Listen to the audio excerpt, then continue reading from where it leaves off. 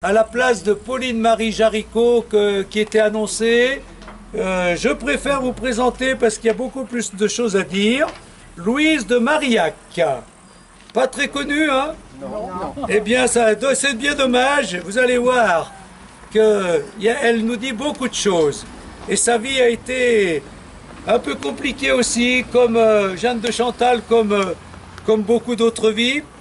Alors, donc, elle a vécu de 1591 à 1660.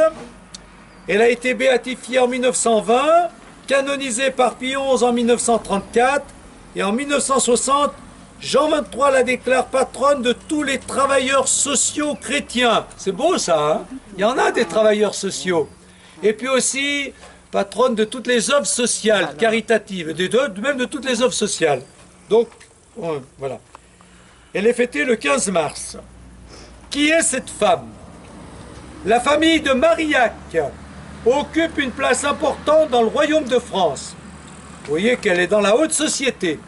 Guillaume, le grand-père de Louise, fut surintendant des finances, ministre des Finances. Donc c'est déjà un beau poste, hein? Son oncle est tuteur. On verra pourquoi. Elle va avoir un tuteur. Michel deviendra le garde des Sceaux, le ministre de la Justice sous Richelieu. Vous connaissez tous Richelieu, hein? Il en sera destitué après la journée des dupes, dont il est l'un des principaux instigateurs avec son demi-frère, le maréchal de Marillac. Donc destitué parce qu'il va se rebeller contre, voilà, le pouvoir en place. Bon, Louise naît le 12 août 1591. Alors voilà le problème. Le nom de sa mère est inconnu. Ah bon? En général, c'est le père qui est inconnu, hein? C'est quand même incroyable. C'est incroyable. Elle n'a jamais su qui était sa mère, et ça va la traumatiser à vie. On verra justement ce problème. Bah oui, c'est curieux. Son père, Louis, est veuf. Bon, que le père soit veuf, c'est une chose, mais quand même la mère où elle est. Et le père, qui est veuf, épousera 3 ans plus tard Antoinette Le Camus, veuve et mère de 3 jeunes enfants. Donc les familles recomposées, c'est pas d'aujourd'hui. Hein? C'est pas une nouveauté de notre siècle. Dès son plus jeune âge, à cette époque, il y avait quand même, pour élever les enfants, eh bien, il y avait quand même d'autres possibilités que celles qu'on a aujourd'hui, puisque dès son plus jeune âge, l'enfant est confié au monastère royal de Poissy, proche de Paris, où les religieuses dominicaines élèvent quelques filles de la noblesse. Hein? Voilà. Ben, on confiait les enfants dont on ne savait pas trop l'origine au monastère comme ce monastère-là. Ben voilà. Louise, il recevra une éducation tout à la fois spirituelle et humaniste. Bon voilà, c'est déjà bien. Hein? Voilà. Elle apprend à lire et à écrire, et en même temps à connaître Dieu et à prier. Donc tout va bien pour elle. Hein? En tout cas, vu sa famille, vu que la mère a disparu de la circulation, et que le père se remarie, etc. Voilà. Vers l'âge de 12 ans, elle est placée dans un foyer de jeunes filles à Paris, tenu par une maîtresse habile et vertueuse. Il est difficile de savoir qui a décidé du changement. Est-ce son père en prise avec de graves difficultés financières, ou est-ce son tuteur, peu après la mort du père survenu en 1604? Donc le fameux père, il meurt en 1604. Donc c'est le tuteur qui prend le relais. Et voilà donc le problème. Elle est placée dans cette école. Voilà. Le mode de vie est bien différent. Ce foyer vit difficilement. Louise y découvre la pauvreté et apprend ce qui est nécessaire à toute femme pour tenir son ménage. Bon, vous voyez, elle est un peu trimballée, différents lieux. Hein. C'est pas évident, son éducation, son enfance, sa famille. Voilà. En 1606, Louise de Marillac participe à la longue procession qui conduit les religieuses capucines dans leur nouveau monastère rue Saint-Honoré à Paris. En elle, à cette époque, à ce moment-là, surgit le désir de se consacrer à Dieu dans une vie de pauvreté et de travail manuel.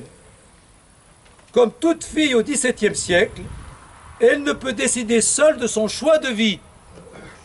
Elle doit obtenir l'autorisation de son tuteur, Michel de Marillac, l'envoie au provincial des Capucins, le père de Champigny. Celui-ci oppose un refus à sa demande, alléguant sa mauvaise santé. Il lui déclare « Dieu a d'autres desseins sur vous ». Le désarroi de la jeune fille est grand, et ça va l'habiter pendant longtemps. Hein. Voilà. Selon les coutumes du XVIIe siècle, son tuteur décide alors de la marier. Vous voyez un peu c'est pas évident sa vie, hein. Voilà. Hein. Trimballé, c'est pas qui c'est sa mère. Le père va mourir, le tuteur prend le relais, mais il la confie à des religieuses, et puis elle veut être religieuse, puis voilà que le tuteur reprend le dessus, et il décide, lui, de la marier. Le 5 février 1613, le mariage est célébré en Saint-Gervais à Paris. Louise de Marillac devient l'épouse d'Antoine Legras, écuyer, secrétaire des commandements de la reine. Son mari n'étant que simple bourgeois, Louise portera le nom de Mademoiselle Legras, car l'appellation Madame est réservée aux femmes de la noblesse. Vous voyez un peu tout ça, hein? C'est pas notre époque. Il n'y avait pas que du bien non plus dans les époques précédentes. Hein? Voilà. C'est un peu tout. Voilà. Je passe assez vite, mais vous voyez que c'est un peu compliqué tout ça. Depuis plusieurs années, le bonheur, l'aisance règne au foyer des Legras. Leur fils, donc, ça va, donc, malgré tout, hein, ce foyer qui a été arrangé, ce mariage arrangé, au début, ça se passe pas trop mal. Leur fils Michel naît le 13 octobre 1613. C'est une grande joie pour les deux époux. Mais à partir de 1622, la situation change. La maladie modifie le caractère d'Antoine. Il devient irritable, exigeant. Louise s'inquiète et se trouble. L'anxiété la gagne. N'est-elle pas responsable de cette maladie? Ne doit-elle pas y reconnaître la main de Dieu qui l'a punie de son infidélité envers lui, puisqu'elle n'a pas respecté la promesse faite de devenir religieuse? Elle n'y peut rien, puisque c'est pas elle qui a choisi. Mais ça la travaille quand même. Voilà. Donc, voilà le problème. Eh bien, la nuit envahit son âme. Donc, elle va traverser une période de nuit. Hein, puisqu'elle a été mariée contre son gré, mais le mariage au début, ça se passe bien, mais voilà que son mari tombe malade et elle se culpabilise. Parce qu'elle avait fait la promesse intérieure de devenir religieuse, mais son tuteur n'en a pas voulu. Et puis le prêtre qui a été consulté par le tuteur, voilà, bref. Donc, elle passe une période difficile. Peu à peu, elle sombre dans un état dépressif. Malgré le soutien et les encouragements de son directeur spirituel, le père Jean-Pierre Camus, prédicateur très apprécié et ami de François de Sales. Voilà. Bon, vous voyez que c'est compliqué, hein? Une vie compliquée aussi bien sur le plan humain que spirituel. Le dimanche 4 juin 1623, elle vit une expérience toute particulière. La lumière de Dieu, donc c'est une période de révélation, se manifeste à elle le jour de Pentecôte. Tout en un instant, mon esprit fut éclairci de ses doutes. Voilà, la lumière de Dieu lui est donnée. Hein, voilà. Et quelle est cette lumière? Aux doutes qui la tenaillaient depuis des mois, Dieu substitue des certitudes. Elle voulait quitter son mari malade. Elle comprend qu'elle doit rester près de celui qui a plus que jamais besoin d'elle. Voilà. Donc, elle se dit, c'est là que Dieu m'attend. Elle se culpabilisait de son infidélité par rapport à Dieu et à la promesse de devenir religieuse. Voilà. Elle comprend qu'un jour, il lui sera donné de se consacrer à Dieu en servant les pauvres et de vivre en une communauté d'un style nouveau. Donc, elle a un moment de révélation. Vous voyez, hein, ça peut arriver, ça, quand même. Dans cette période difficile, elle comprend qu'elle doit d'abord soigner son mari, hein, avant de partir d'être religieuse, hein, et non pas le quitter pour être religieuse. Et c'est qu'après qu'elle pourra se consacrer à Dieu, ce qui va se produire, et ça va être sa vie. Bon, elle commençait même à douter de l'existence de Dieu. Cette lumière consolide sa foi. Donc déjà, on peut retirer de cette expérience spirituelle que, sans peut-être nous-mêmes avoir de telles révélations, dans les périodes de nuit, dans les périodes difficiles, eh ben, la lumière de Dieu peut nous être donnée, il faut y croire. Hein. Et la lumière de Dieu peut nous éclairer sur ce qu'on doit faire humainement, comme elle par rapport à son mari, comme spirituellement, ben, se consacrer à Dieu pour fonder une communauté religieuse. Et là, en tout cas, cette intuition, la lumière de Dieu lui est donnée pour avoir cette intuition qui va lui permettre de vivre maintenant ce qu'on va écouter. Louise, avec amour et tendresse, accompagne son mari jusqu'à sa mort, survenue le 21 décembre 1625. Sa situation pécuniaire change. C'était son mari qui assurait la vie de famille. Elle est obligée de quitter sa maison, située près de l'église Saint-Nicolas-des-Champs, et de louer un appartement rue Saint-Victor, non loin du collège des bons enfants où réside alors un certain monsieur Vincent de Paul, qui devient son nouveau directeur spirituel, et ça va être aussi déterminant dans sa vie. Alors donc, après la mort de son mari, bon, les difficultés financières, elle loue cet appartement, et elle rencontre Vincent de Paul. L'engagement de Louise de Marillac dans les confréries de la Charité, association caritative fondée en 1617 par Vincent de Paul, voilà, l'amène à se préoccuper des autres et à sortir d'elle-même. Voilà. Donc, sa nouvelle vie, c'est ça. Elle a cet appartement, mais elle rencontre Vincent de Paul. Vincent de Paul lui parle des confréries de la Charité qu'il a fondées. Elle s'engage là-dedans, elle dit, ah voilà, je suis faite pour ça, pour être au service des plus pauvres dans de telles confréries. Monsieur Vincent, découvrant toute la richesse de sa personnalité, décide de faire d'elle sa collaboratrice pour l'œuvre des confréries. Vous voyez, Dieu écrit droit avec des lignes courbes. Hein. Lorsqu'en 1630, des paysannes viennent à Paris pour aider les dames de la charité dans les tâches basses et humbles que nécessite l'état des malades, Vincent de Paul demande à Louise de Marillac de les accueillir, de les former et de les suivre. Vous voyez donc, les confréries de la charité qui avaient fondé Paul, c'était plutôt des dames de la haute société qui s'en occupaient. Et voilà qu'arrivent des pauvres paysannes, les filles de la charité. Elles vont devenir les filles de la charité, et c'est donc Louise de Marillac qui va fonder ça, parce qu'on ne veut pas mêler les grandes dames de la charité avec les pauvres filles paysannes. Vous voyez le problème? Donc, elle va s'occuper plutôt de ces filles-là. Voilà. Et petit à petit, en faisant ce travail de charité et d'accueil, elle prend conscience de sa vraie vocation, qu'on va découvrir. Peu à peu s'impose à son esprit la nécessité de réunir dans une confrérie distincte de celle des dames de la charité ces paysannes qui désirent approfondir le sens de leur engagement. Le 29 novembre 1633 prend naissance la compagnie des filles de la charité. Vous voyez comment ça s'est fait? Ces sœurs seront par la suite couramment appelées sœurs de Saint-Vincent de Paul. Voilà, hein? Voilà. Durant 27 ans, Louise de Marillac dirige cette nouvelle communauté, assurant la formation humaine et spirituelle des sœurs. Le 25 mars 1642, avec 4 sœurs, Louise de Marillac s'engage par vœu au service du Christ dans les pauvres. Vous voyez? Elle a fondé, avec Vincent de Paul, cette œuvre voilà, ces sœurs de la charité, ces sœurs de Saint-Vincent de Paul, filles de la charité. Vous voyez, les filles de la charité ou sœurs de Saint-Vincent de Paul. Rapidement, des appels arrivent des différentes confréries de la charité de Paris, puis de villages, demandant l'envoi de quelques filles de la charité pour secourir les pauvres. La réponse ne sera positive que s'il s'agit de pauvres sans autre secours. Le service des filles de la charité s'élargit, visite et soins des malades à domicile ou en hôpital, accueil et éducation des enfants trouvés, école aux petites filles pauvres des campagnes, soins aux galériens, etc. C'est comme toujours, quand on commence à s'occuper, après il y a l'éducation, il y a des orphelins ou il y a d'autres problèmes comme les galériens, et donc elle se donne à fond là-dedans. Hein. Donc il y a un embryon des filles de la charité cet embryon grossit, et Louise de Marillac est la cheville ouvrière de cette fondation en lien avec Vincent de Paul. Les années 1644-1649 sont pour Louise des années de rude épreuve. La compagnie des filles de la charité traverse une période difficile.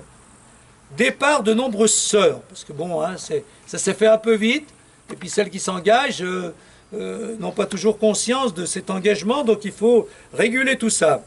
Échec de plusieurs implantations de communautés, Louise de Marillac se sent lourdement responsable de tous ces malheurs. Son fils Michel, dont on reparlera tout à l'heure, qui durant ses études s'était préparé à devenir prêtre, disparaît sans laisser de traces. Il est parti vivre avec des filles. Donc vous voyez, les problèmes de famille en même temps que les problèmes avec la communauté. Que de soucis pour cette mère éplorée. Le mariage de Michel en janvier 1650 lui apporte la paix. Il va se stabiliser et donc se marier et même donner naissance à une petite fille, Louise Renée. Donc les problèmes de la famille vont un peu s'estomper. Mais ça n'a pas été simple. Rien n'est simple dans la vie, vous êtes bien d'accord, hein? Voilà. Et là, c'est bien l'exemple. Et puis voilà, il y a toujours des problèmes, ou dans la famille ou dans la société. La guerre civile de la Fronde, de 1648 à 1652, engendre une multitude de pauvretés. Massacres, viols, saccage des récoltes, entraînant des difficultés d'approvisionnement. À Paris, des soupes populaires sont instaurées, dont de nombreux enfants orphelins errent dans les rues et les campagnes, sans aucun soutien. Des lieux d'accueil sont ouverts pour les recevoir. En 1653, lors de la reprise de la guerre avec l'Espagne, la reine Anne d'Autriche demande l'envoi de filles de la charité sur les champs de bataille pour soulager les soldats blessés et mourants. Et donc, il y a de plus en plus de besoins. Et Louise de Marillac, avec ses filles de la charité, essaye d'y faire face. La prière et la méditation de Louise de Marillac sont orientées vers Jésus-Christ, homme vivant au milieu des hommes. Par sa vie, sa mort et sa résurrection, Jésus a proclamé son amour pour tout homme. Dans ses lettres, Louise de Marillac conduit les sœurs vers un approfondissement de leur engagement et les aide à relire leur vie au regard de l'Évangile. Donc ça, c'est important. La charité, c'est bien, mais pour Louise de Marillac, il faut qu'elle soit nourrie par le Christ. Donc il faut régulièrement faire le point avec, en relisant l'Évangile pour se nourrir de Jésus-Christ afin de servir les pauvres comme lui les a servis. Et donc, là c'est important de bien le noter, il y a toujours une spiritualité à la source de l'œuvre de charité que fonde Louise de Marillac. Pour éviter que cette nouvelle communauté vivant en plein monde ne soit un jour cloîtrée, vous voyez c'est toujours le problème, hein, ce qui était fondé à cette époque pour les filles, pour les femmes, c'était où on se consacre à Dieu, on va dans un cloître, où on se marie, on fonde une famille. Mais il n'y a pas de consécration possible dans la vie, dans le monde. Eh bien, Louise de Marillac, avec Vincent de Paul, donc ça je vous en avais déjà parlé aux dernières fois, eh bien, ont assez d'intelligence, de malice même, pour dire, voilà, eh bien nos filles ne seront pas cloîtrées, mais on va fonder une nouvelle fondation pour qu'elles puissent vivre en tant que consacrées, mais en restant dans le monde. Donc Louise de Marillac a convaincu Vincent de Paul d'accepter la responsabilité de ce groupe, le soustrayant ainsi à la juridiction des évêques. Donc, plutôt que de parler aux évêques, comme François de Sales l'a fait, et Jeanne de Chantal, plutôt que de parler aux évêques de ce qu'ils sont en train de fonder, il reste maître de la situation en disant, ben non, ce qu'on fonde n'a rien à voir avec les consécrations religieuses. Nous, on ne veut pas que nos filles soient cloîtrées, on fonde autre chose qui n'existe pas. Et personne ne doit s'en mêler, même pas les évêques, vous voyez? Voilà. Donc, elle se souvient que François de Sales a dû, oui, ce que je viens de dire, sur l'injonction de l'évêque de Lyon, imposer la clôture aux religieuses de la Visitation, qui n'ont pu continuer à se rendre chez les malades et les pauvres. Voilà. Donc, une nouvelle fondation. Les filles de la charité, qui font des vœux simples, qui se renouvellent d'année en année. Voilà. Ce n'est pas des vœux définitifs, et ce n'est pas, donc, dans le cadre d'un couvent. Voilà. Alors, maintenant, ça a dû évoluer, je ne sais pas où ça en est maintenant, hein, mais j'ai rencontré récemment un fils de la charité, un prêtre. Alors je lui ai demandé comment ça avait évolué. Maintenant, ils font des vœux définitifs, mais ils ne dépendent pas d'un évêque, ils ne dépendent que du supérieur, donc les filles de la charité, peut-être que maintenant, elles font aussi des vœux définitifs, mais donc dans le cadre d'une congrégation qui reste dans le monde. Vous voyez? Voilà. Hein. Donc je pense qu'elles font aussi des vœux définitifs, comme les prêtres. Hein. C'est un prêtre lazariste qui m'a expliqué ça, j'ai mangé avec lui récemment, il m'a dit, j'ai dit tiens à propos, comment ça se passe maintenant? Il dit oui, on est passé de vœux simples à vœux définitifs, hein, pour ceux qui le souhaitent, mais on reste dépendant du supérieur de la congrégation et pas des évêques. Donc c'est une vraie congrégation religieuse nouvelle qui a été fondée, hein, et qui maintenant est reconnue. Donc voilà, la fondation de Vincent de Paul et de Louise de Marillac. Voilà, donc elle meurt et le 11 mars 1934, Louise de Marillac est canonisée par Pie XI. En février 60, Jean XXIII la déclare patronne de tous ceux qui s'adonnent aux œuvres sociales chrétiennes, hein, les travailleurs sociaux et de ceux qui s'adonnent aux œuvres sociales chrétiennes comme elle. Voilà, ça c'est sa vie, son parcours. Est-ce que vous voulez... Est-ce qu'il y a des réactions? C'est un peu compliqué, hein? C'est pas simple. Et